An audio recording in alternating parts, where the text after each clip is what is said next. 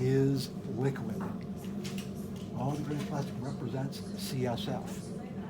So to get you anatomically oriented, which is what you should always do first thing in an anatomy lab, this is anterior, that's posterior, superior, inferior, medial, and lateral. Okay? So the CSF tapers to a point in the rear.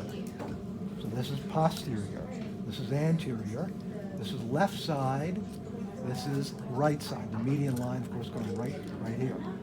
So this represents cerebrospinal fluid filling the left lateral ventricle. So this actually shows you the shape of the left lateral ventricle, the space. This gray plastic represents cerebrospinal fluid filling the right lateral ventricle. Let's slide this out.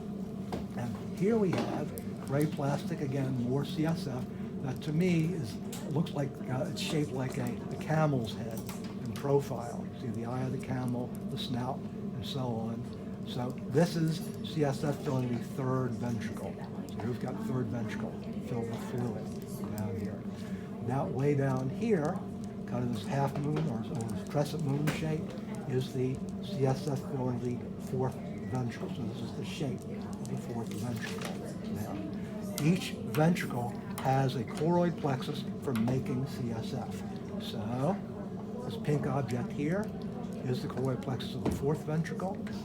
Pink object here, choroid plexus of the third ventricle. The pink object here, choroid plexus of the right lateral ventricle. And here we've got finally the choroid plexus of the left lateral ventricle. Which choroid plexuses do you think make the most CSF? Which ones are the biggest? Lateral. The lateral ventricle choroid plexuses make the bulk of the cerebrospinal fluid. But we've got other structures here that contain the fluid but don't make it. They do not have a choroid plexus. So look at this. Between the third ventricle and the fourth ventricle, we have what's called the cerebral aqueduct, which would be right there. Between the third ventricle and the fourth ventricle is the cerebral aqueduct. So it receives and circulates CSF, but it doesn't make any. There is no choroid plexus here. Extending inferiorly directly from the fourth ventricle would be the central canal of the spinal cord, which will also receive and circulate the fluid, but without a choroid plexus, it doesn't make it either. Two more things to note. We've got the cerebral aqueduct connecting third and fourth, but what connects third to the two laterals? This structure here is called the right interventricular foramen. It's really a duct, not a true foramen. I don't know why they call it a foramen. And over here is the left interventricular foramen, allowing the flow between the third and left lateral. This one allows flow between the third and right lateral.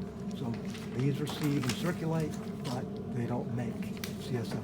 So these two structures lack a choroid plexus as well. So the lateral ventricles and the interventricular foramina are on opposite sides of the midline. They are contralateral objects. The third ventricle, the cerebral aqueduct, and the fourth ventricle are all on the midline. So they are neither left nor right. Okay? Questions? Isn't there the one piece, the septum piece? Septum pellucidum. Did I not mention septum pellucidum? I thought I had. So this is the right septum pellucidum, the membrane that holds CSF within the right lateral ventricle. Left septum pellucidum, the membrane keeping the CSF within the left lateral ventricle. Okay? So on here, I can show you where they would be. The left septum pellucidum would run right along the medial surface of the left lateral ventricle, and the other one would run along the medial surface of the right lateral ventricle. Okay? So that the fluid doesn't spill into the center of the brain. Okay? Yep.